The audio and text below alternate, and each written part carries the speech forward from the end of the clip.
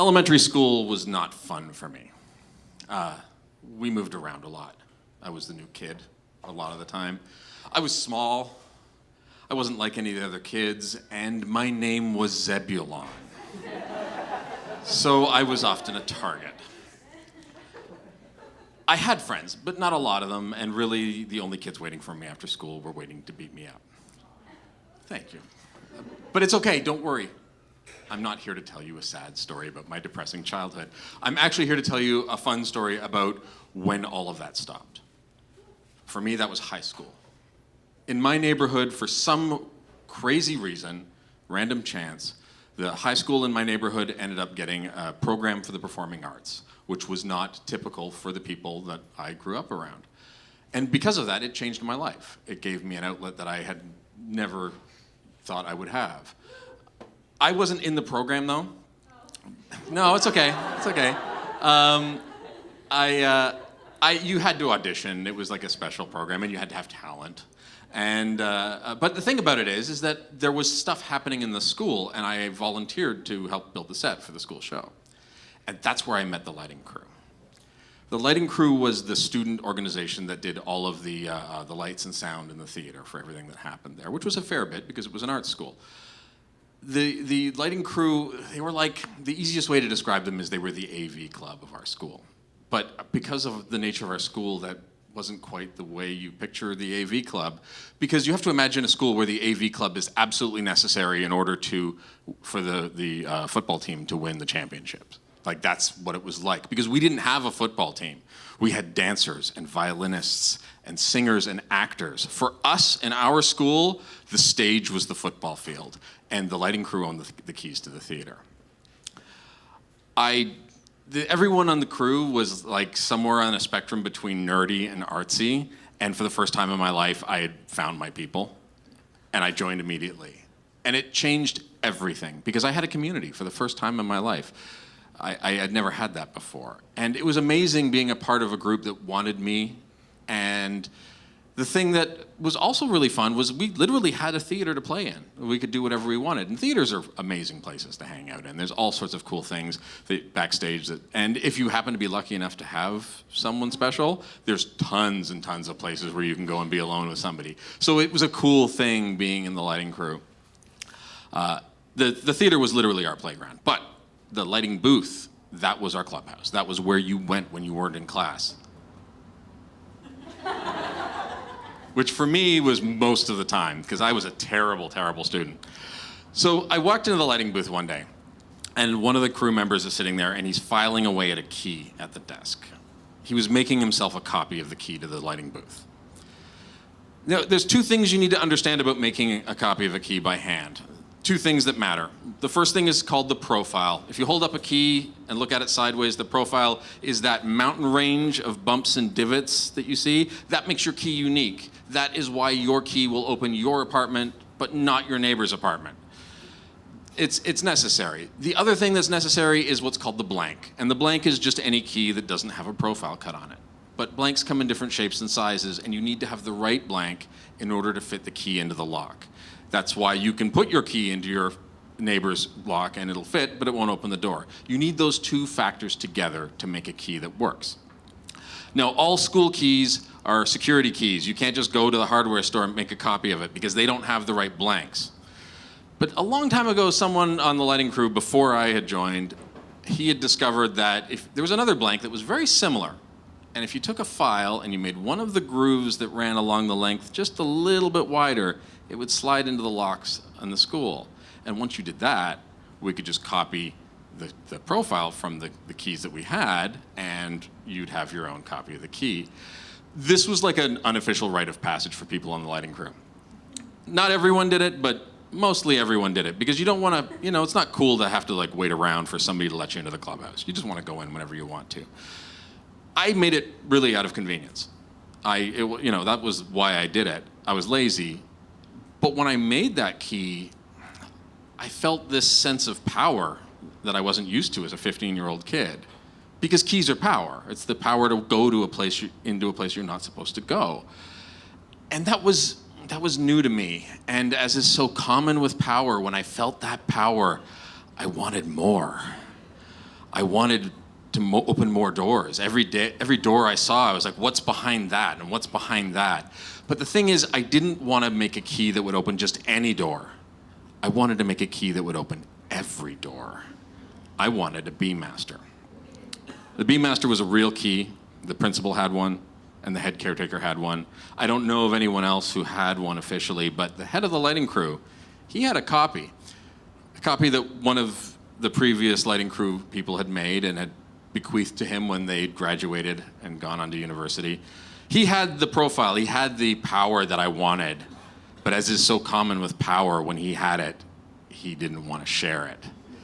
So I had nothing to do. I couldn't make a key without the profile, so I did the only thing I could do. I just made more booth keys. Because you know how you go to the hardware store, you make a copy of your apartment key so that your neighbor can feed your cat while you're in Mexico. And the copy of the key that you make never quite works that great. It's okay, it opens the door, but you have to play with it a little bit. When you make a key by hand, that is 10 times worse. You literally have to sit and play with it. And it's different with each key. Sometimes you're like pulling up. Sometimes you have to pull back as you twist it really hard. I don't know, there's always gonna be something strange you have to do.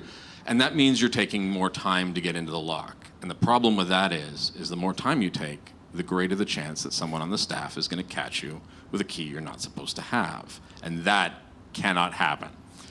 So I wanted to make the best possible key, something that would just work flawlessly. And I was just so excited. I came in one day and I wanted to try a new key, and I slid it into the lock as I looked around to make sure there was no staff.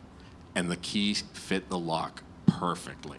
I had never made a blank that worked that well. It was almost as good as the real school keys, and I was super excited. And the problem was it just wouldn't turn. I tried everything, I played with it as much as I could, and then eventually I had to stop because I didn't want to get caught. And when I pulled the key out, I realized that I'd put my house key into the lock, which is a stupid mistake. But it also taught me that there was a different blank out there that would fit into the lock without any modifications. And with that information, I was able to make keys that were flawless in half the time that it used to take me before. Everyone had an awesome booth key from that moment on. One day I'm sitting in the booth with my friend Norman. Norman's also in the lighting crew. He says, "So do you have a B-Master?" And I said, "No, I can't get the profile, can't make the key." He said, "Well, I've got the profile, but I can't make a working key." So we had a deal. He gives me the profile, and as soon as I have a working key, he gets a copy. 2 days later, we both have working master keys to our school. Yeah, we had that power. Like, we had earned that thing that we wanted, that the previous crew members had managed to do, and it felt great. But it was different this time because I copied those onto unmodified blanks that you could just take to any hardware store and make as many copies as you could afford. And so within a month, everyone on the lighting crew that wanted a B-Master had a B-Master, which is dangerous. We were smart kids, though. We knew that you couldn't just wander around the school during the day and like open whatever door you wanted. You were gonna get caught if you did that. So we waited until nighttime. Because we were the lighting crew. We were always setting up for a show. There was always something happening. People expected to see us there at night. It wasn't weird. And at night, we didn't have to worry about the staff. The only staff member we had to worry about at night was Winston, the night caretaker. And Winston wasn't a problem. Winston was really cool. He was a super nice guy. He knew we were up to something all the time, but he also knew that we didn't give him any trouble. And he returned the favor. He didn't give us any trouble, for instance, when he caught us having a movie night in the school library. He didn't ask us how we got into the school library, which is a locked room. He didn't ask us how we got a TV and a VCR out of a different room, which was also locked. And he didn't say anything about the movie we were watching, which is a little film called Naughty Nurses. It was terrible. It was a really bad movie. We honestly didn't care at all about titillation. We just wanted to be able to brag that we had watched a porno movie in the high school library. That's the kind of kids we were.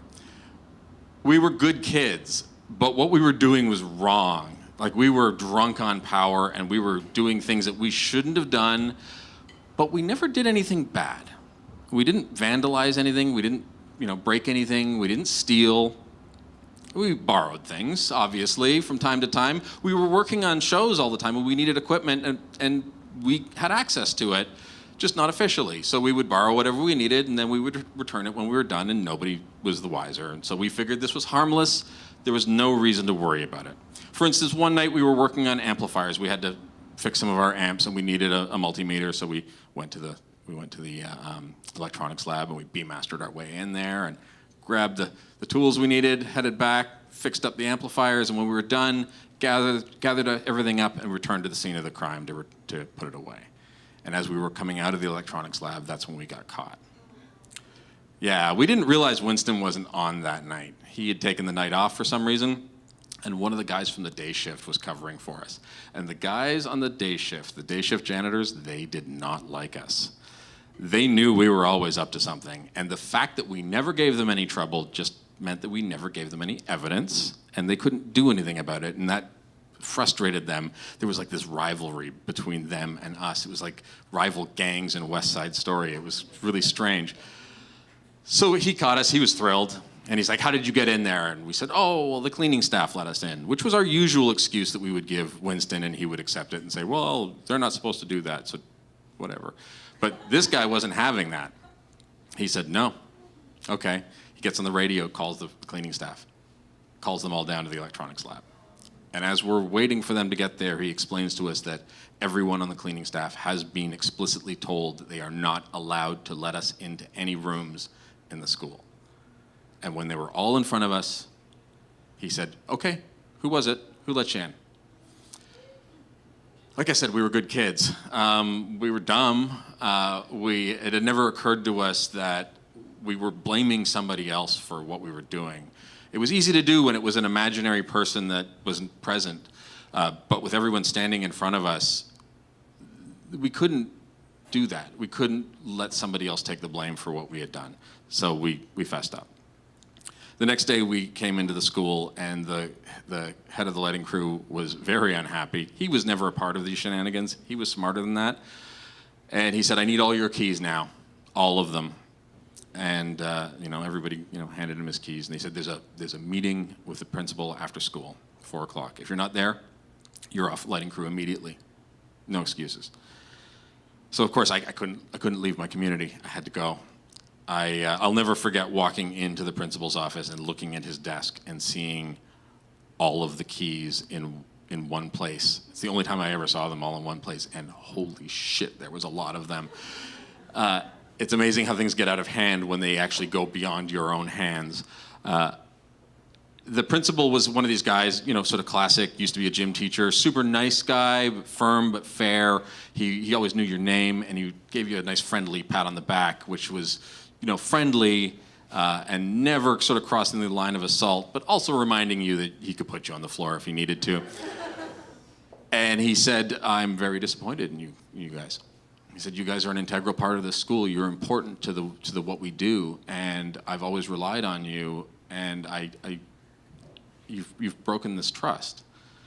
He told us that it was the worst, crime anyone had committed since he had become a principal. He told us that he was proud of us, that it was impressive.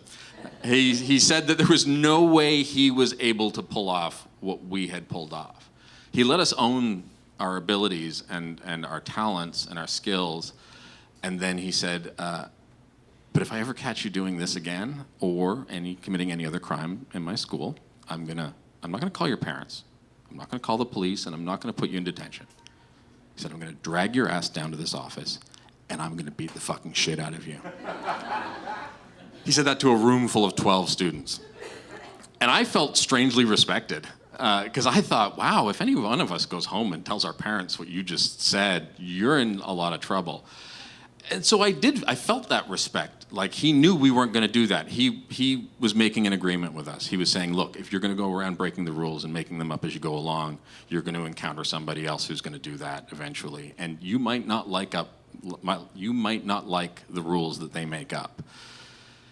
And it worked. I stopped making keys for like 4 months.